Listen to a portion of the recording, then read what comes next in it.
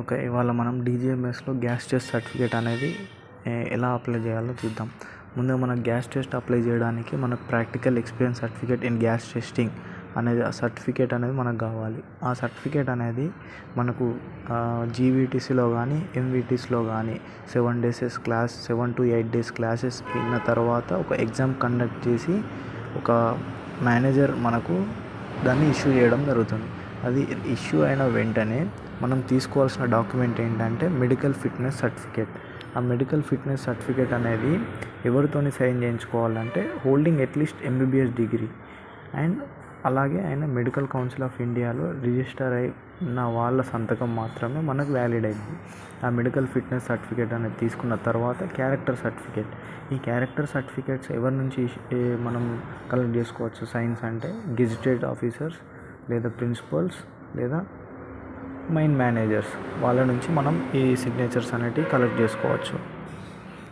అలాగే అవి కాకుండా మనకు కావాల్సినటువంటిది diploma certificate, diploma mark sheet and ఒక పాస్ ఫోటో, ఒక సిగ్నేచర్, ఒక ఎస్ఎస్సి మెమో, అలాగే భారత్ కోస్ట్ నుంచి ఒక 300 రూపీస్ మనం అమౌంట్ పే చేసినటువంటి ట్రాన్సాక్షన్ రిసిప్ట్. ఇవన్నీ మనకు required documents gas test apply చేయడానికి. అవి ఎలా చేయాలో డీజీఎంఎస్ ఓపెన్ చేసిన వెంటనే మనకు ఆ వెబ్సైట్లో ఆన్లైన్ సర్వీసెస్ అందులో ఎగ్జామ్షన్ అని క్లిక్ చేయండి. క్లిక్ చేసిన తర్వాత మనకి ఇక్కడ click here for registration verification slot booking అని వస్తుంది. ఒకవేళ న్యూ రిజిస్ట్రేషన్ అయితే new registration, already registered candidate అయితే ఈమెయిల్ పాస్వర్డ్ ఎంటర్ చేయండి. ఇక్కడ న్యూ రిజిస్ట్రేషన్ ఎలా అవ్వాలో చూద్దాం. ఇక్కడ డిబార్డ్ స్టేటస్ నో పెట్టండి, డేట్ ఆఫ్ బర్త్ ఎంటర్ చేయండి and first name and applicant first confirm first name and applicant middle name, applicant confirm middle name, ఇవన్నీ కరెక్ట్ ఎంటర్ చేసుకోవాలి. ఎందుకంటే తర్వాత మనం ఇబ్బంది పడాల్సి వస్తుంది. 10th డిప్లొమాలు ఎలా ఉన్నాయో అలా ఎంటర్ చేసుకోండి.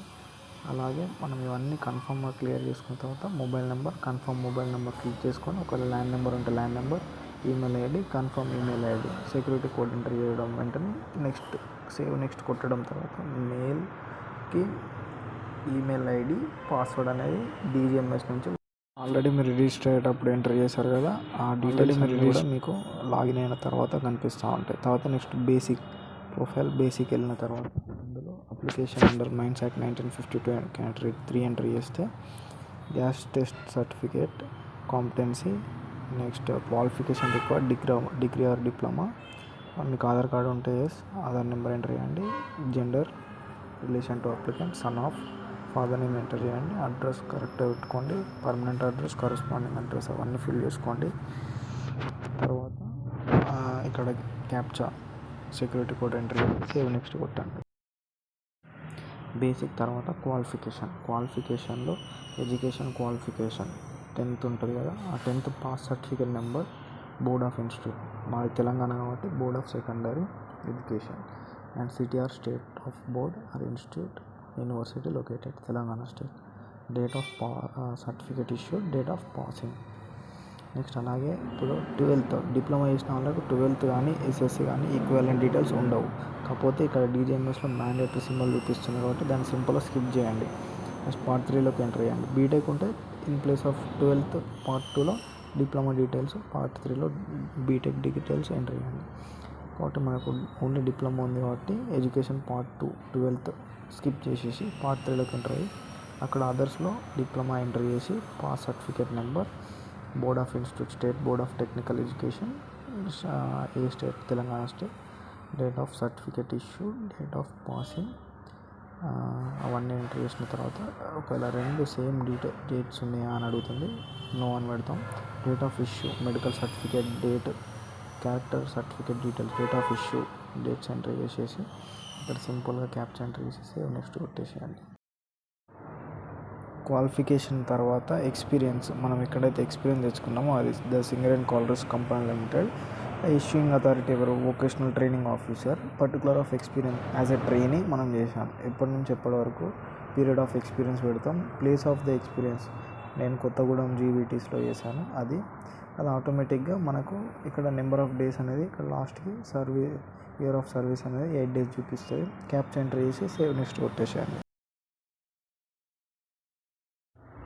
ఎక్స్పీరియన్స్ అయిన తర్వాత మనం డాక్యుమెంట్స్ అన్నీ కూడా అప్లోడ్ చేసుకోవాలి. అక్కడ photo, signature, 10th memo, diploma memo, medical certificate, character certificate, practical experience in gas testing, Bharat Kosh పేమెంట్ది అవన్నీ కూడా అప్లోడ్ చేసేసి ఏమన్నా మిస్టేక్స్ ఉంటే అఫిడవిట్ అవన్నీ అప్లోడ్ చేసి క్యాప్చా ఎంటర్ చేసి సేవ్ నెక్స్ట్ కొట్టేసేయండి. ఇప్పుడు భారత్ కోస్ట్లో ఎట్లా పేమెంట్ చేయాలంటే భారత్ కోస్ట్ ఎంటర్ చేసి క్విక్ పేమెంట్ ఓపెన్ చేసేసి ఆ క్విక్ పేమెంట్లో మినిస్ట్రీ డిపార్ట్మెంట్ వచ్చేసి లేబర్ అండ్ ఎంప్లాయ్మెంట్ క్లిక్ చేసి అందులో purpose examination for mining competency examination next click చేయండి. నెక్స్ట్ క్లిక్ చేసిన తర్వాత అక్కడ అమౌంట్ ఏదైతుందో అక్కడ 300 రూపీస్ ఎంటర్ చేసి క్యాప్చా ఎంటర్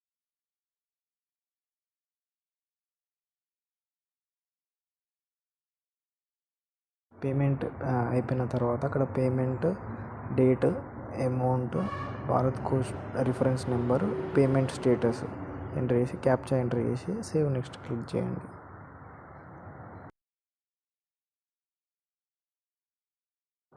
అవన్నీ ఎంట్రీ చేసిన వెంటనే మనకు ఒక అప్లికేషన్ ఫామ్ వస్తుంది. ఆ అప్లికేషన్ ఫామ్లో అన్ని డీటెయిల్స్ కరెక్ట్ ఉన్నాయా లేవో చెక్ చేసుకొని అక్కడ ఫైనల్ సబ్మిట్ క్లిక్ చేయండి. లాస్ట్లో ఈ లిస్ట్లో కనిపిస్తున్నటువంటి అన్ని సర్టిఫికేట్స్ అన్నీ కూడా జిరాక్స్ కాపీ తీసుకొని దానిపైన సెల్ఫ్ అటాచ్డ్ అని రాసి as a true copy of originals అని రాసి అందులో మనం సిగ్నేచర్ చేయాలి. వాటన్నిటిని ఇలాగా ఒక ఎన్వలప్లో ప్యాక్ చేసి A4లో మన డాక్యుమెంట్స్ అన్నీ A2లో పెట్టేసి పంపించాలి TGMSకి.